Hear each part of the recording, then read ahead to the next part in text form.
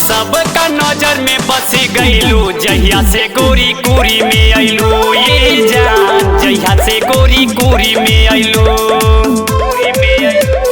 डाँड़े गहाँ मुड़ेरा में आके धरैलू जहिया से गोरी कुरी में अइलू। ये जान जहिया से गोरी कुरी में अइलू। शंकरपुर पकड़ैलू जहिया से गोरी कुरी में अइलू। ये जान जहिया से गोरी कुरी में अइलू।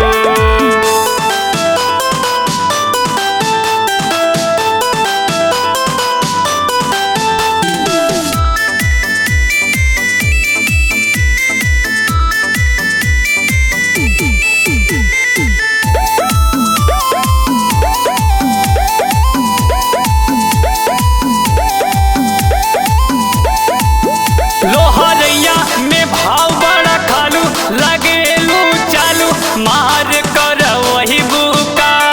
टाड़ा में अइलू तू कब धरैलू तू फैसर में गइलू का।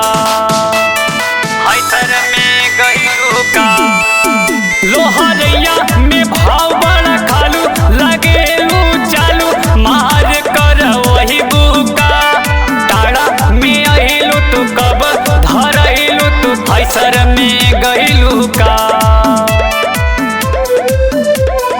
ढेबरा खजनी में लभनी सटैलू जहिया से गोरी कुरी में अइलू। जहिया से गोरी कुरी में अइलू। अरे सबका के धन पूरा खैलू जहिया से गोरी कुरी में अइलू। ये जान जहिया से गोरी कुरी में अइलू।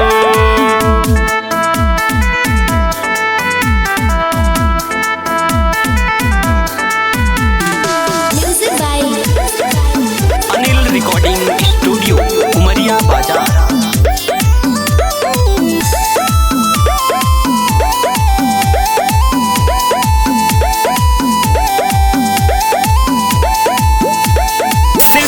में मारतारू मजा नदी ही तो है सजा हजी गिना के राही हो।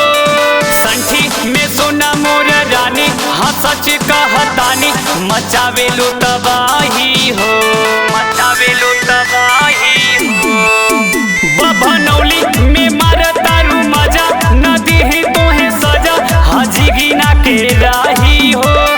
संठी में सोना मोर रानी हाँ सच कहतानी मचावेलू तबाही हो।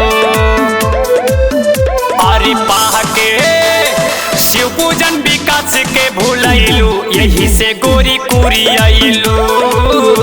यही से गोरी कुरी अइलू।